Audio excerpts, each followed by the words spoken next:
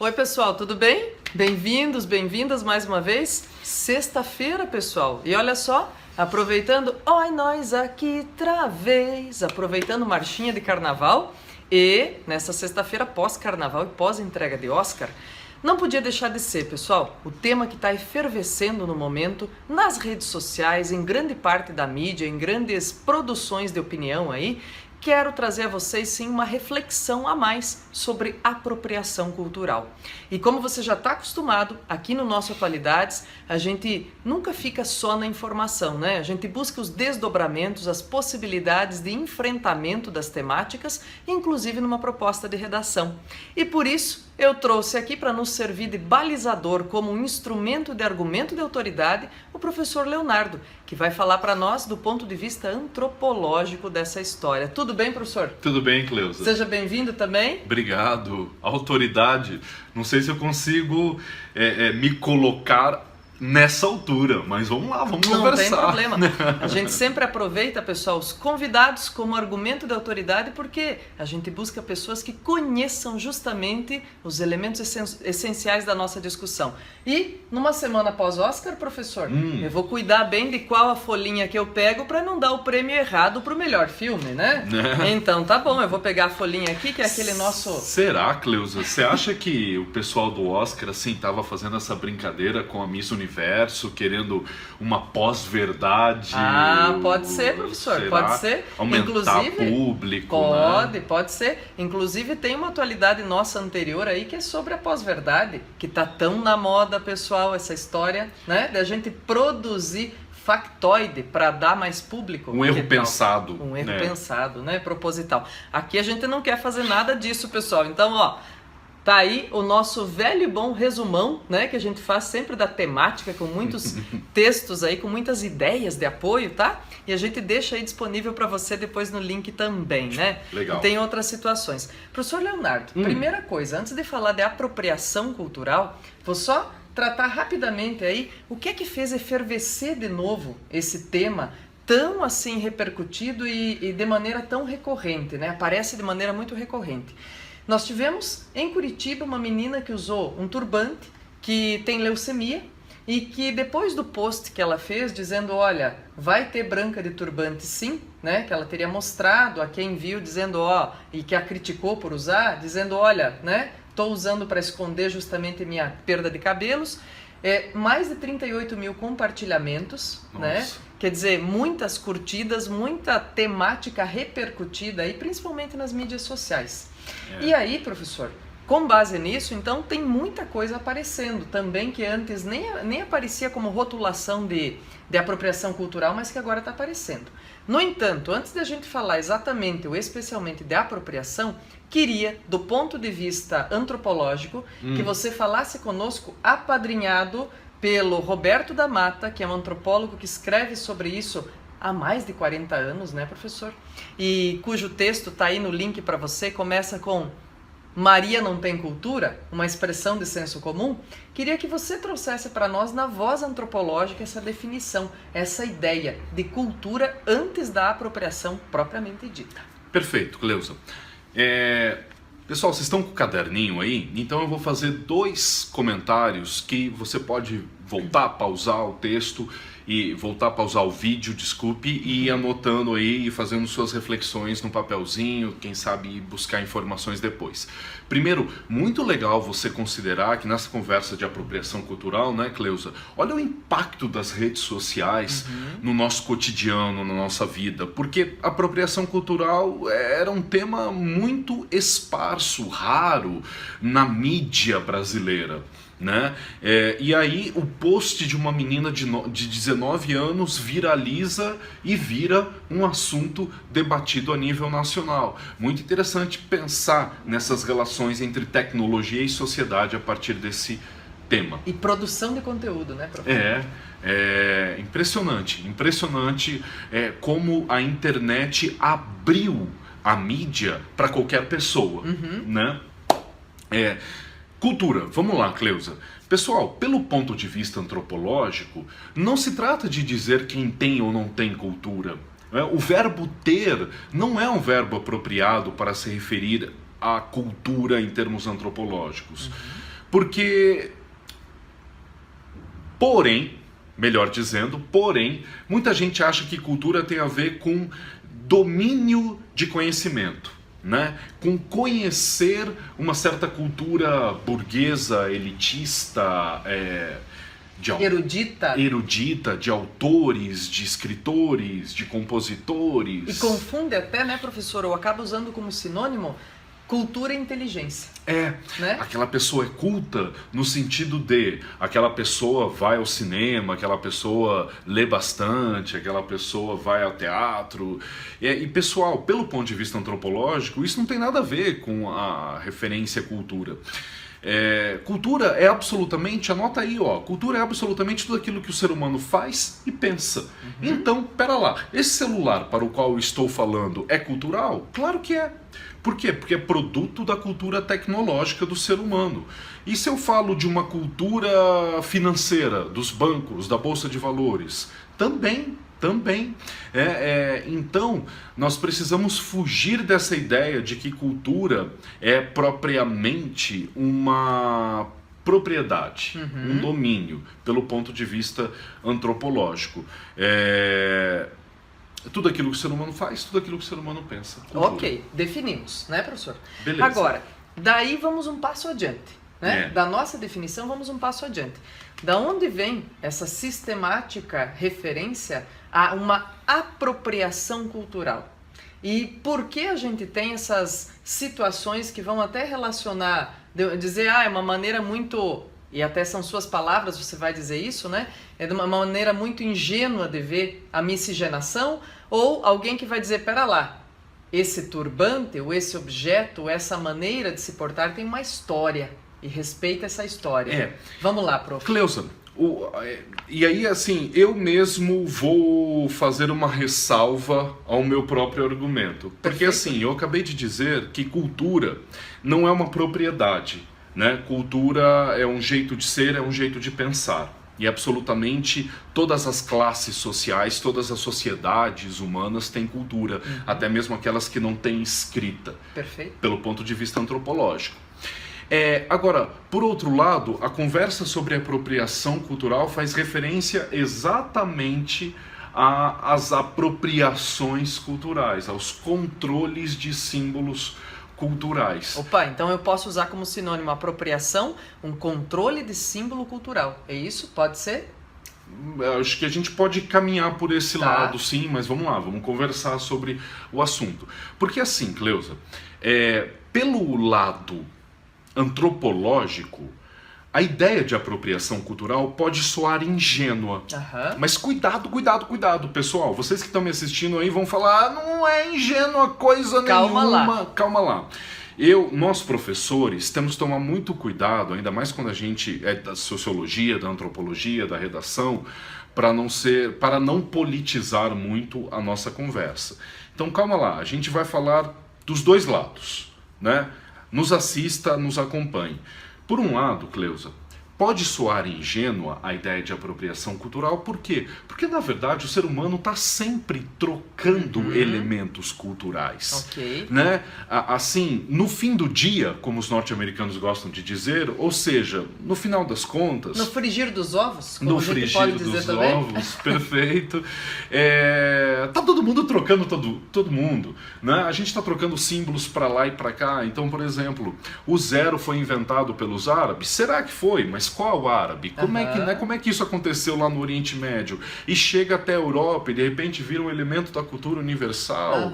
Né? E a batata, e o milho, e o tomate que vieram aqui das culturas americanas. E, por exemplo, como é que a gente consegue pensar a identidade culinária italiana sem o tomate que é do Peru, originário do Peru, né? Maluco isso. Ou você que acha que o coco é super brasileiro, né? Água de coco, mas veio da Índia, veio da Tailândia, veio do Sudeste Asiático. Beleza, então né? Desse lado, do ponto de vista antropológico, está sempre trocando aí informações, ideias, modos de ser, modos de vestir e de comer, inclusive, não é, prof? Perfeito. Então essa história de globalização aí, pelo ponto de vista antropológico, é também uma ingenuidade. Porque desde que o mundo é mundo, desde que o ser humano é ser humano, a gente está trocando com todo mundo. Ok. Agora do outro lado. Agora, por outro lado, Cleusa, e agora a gente tem que fazer a seguinte reflexão aqui. Quando se fala de apropriação cultural no Brasil, por dois brancos, como eu e você, e ainda mais num vídeo que vai aí para as redes sociais, isso, a gente tem que tomar cuidado. Por quê? Porque nós não conseguimos ter noção total, direta, da experiência, da vivência que é ser um negro, uma negra no Brasil. Perfeito. Não é perfeito. mesmo? É isso mesmo, professor. E eu queria aproveitar para dizer também que a gente linkou um texto aí, que é da Eliane Brum, que escreveu no El País, e que teve esse cuidado também na produção desse texto, dizendo, ó, é de branca para branca, né? Porque a gente não pode pensar no apagamento dessa percepção, professor, quando a gente, como você disse, um grupo aqui onde nós estamos em dois brancos falando da apropriação de um elemento de outra cultura. Porque né? a apropriação cultural é um argumento essencialmente dos movimentos negros. Perfeito. Surge lá nos Estados Unidos e vai ganhando o mundo aí nos últimos anos.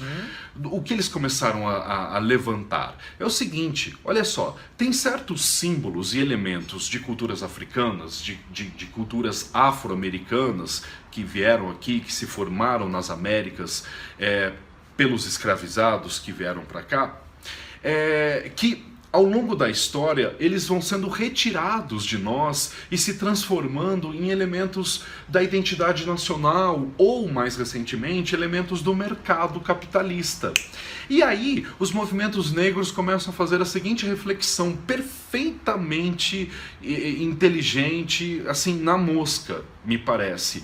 Pô, caramba, se eu saio com turbante na rua, se eu saio africana na rua, eu sou vista de um jeito um tanto quanto exótico, eu posso ver portas se fechando para mim, eu posso ver olhos me estranhando. Agora, se uma branca sai com turbante, se uma branca sai com uma roupa com desenhos africanos, negros, aí ela tá lançando moda, ela tá ressaltando a beleza. Ela ganha status, ela tem portas abertas. Olha só, quer dizer, né? Olha, professor, por isso que é bem importante tomar esse cuidado. Dois brancos falando disso, né? Mas veja bem, se coloque, exerça um pouquinho essa empatia, né? Se coloque, pense. Se coloque nesse lugar. Essa negra de turbante tem que tirar o turbante para que portas sociais se abram. E aí vem a indústria da moda, por exemplo. Tem que alisar o cabelo para portas se abrirem. Para portas se abrirem. E para ficar só na indústria da moda, né? Porque há outros componentes aí. Mas para ficar nessa indústria, professor, aí vem a indústria da moda e pega esse elemento de identidade e passa a capitalizar. Olha só. Eu como homem, eu como branco, Cleusa, jamais vou conseguir entender o que é você ser barrado na porta de um shopping, por exemplo. É verdade, é verdade.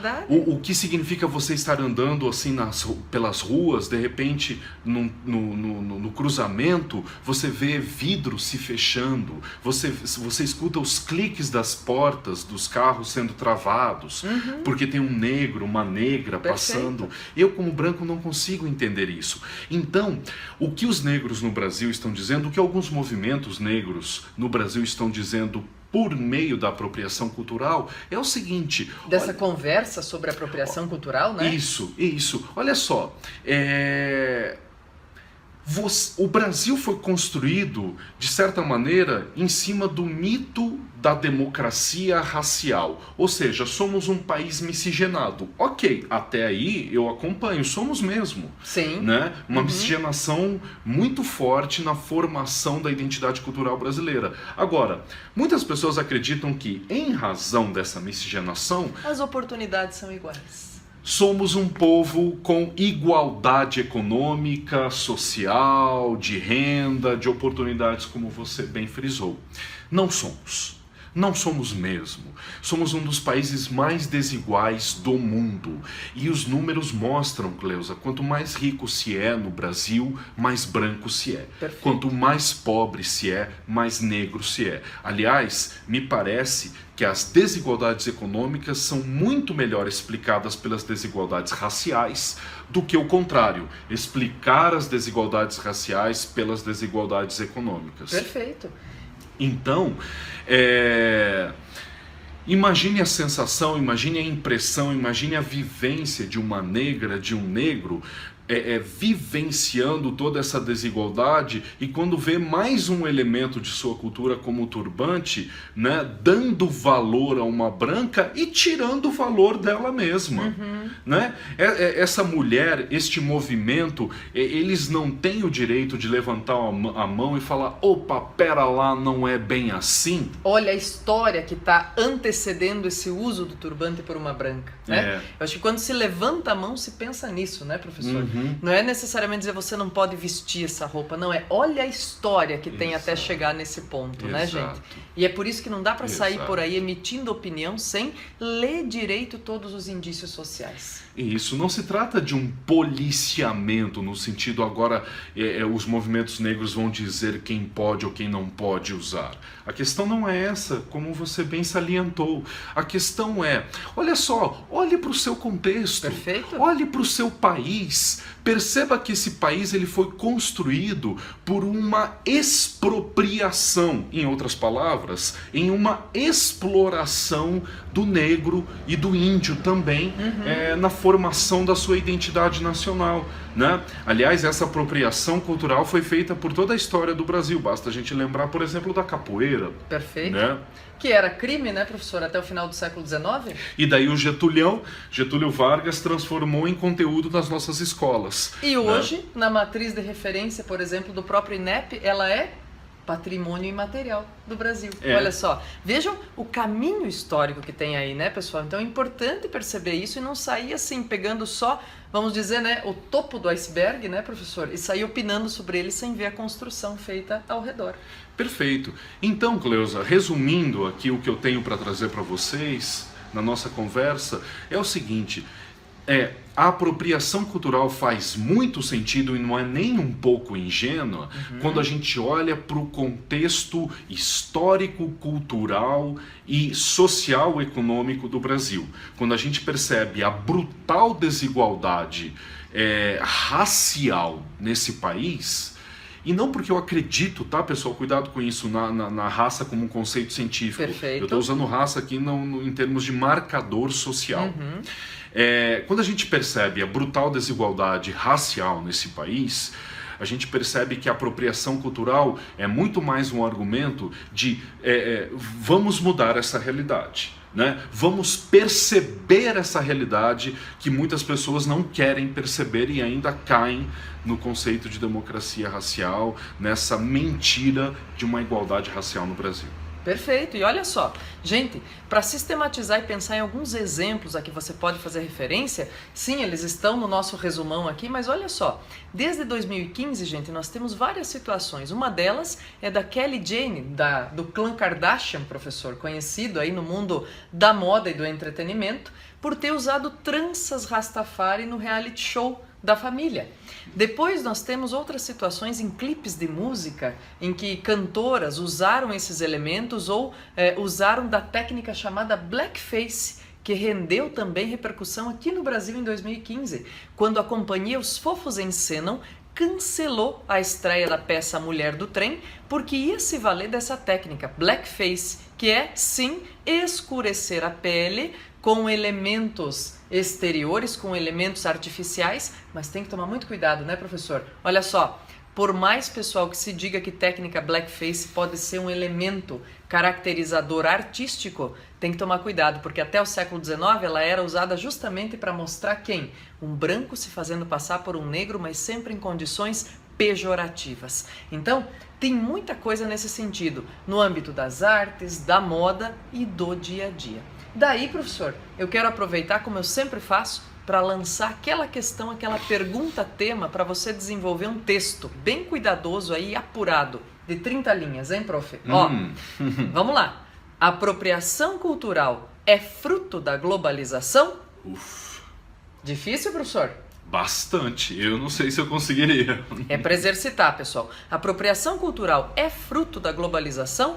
Responda, problematize, traga exemplos, raciocine, pense nas possibilidades à sua volta.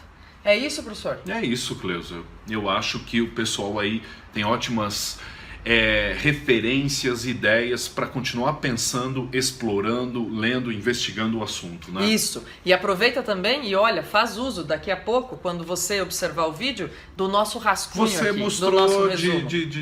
Aí, agora Do sim. nosso resumo, tá? Eu vou deixar as imagens para você, sempre pensando nos contrapontos. Olha só, comenta, compartilha, conversa conosco, pede os temas que você quer abordados aqui, que a gente vai, à medida do possível, atendendo você aí do outro lado. Legal. Não é isso, prof? É isso aí. Bom trabalho, um abraço a todos e olha, durma-se com um barulho desses. Em semana pós-Oscar, professor, em que a Viola Davis, recebendo seu segundo Oscar de atriz coadjuvante, veio a público receber esse Oscar de cabelo alisado e foi criticada por algumas pessoas justamente por isso. Olha lá, que tal?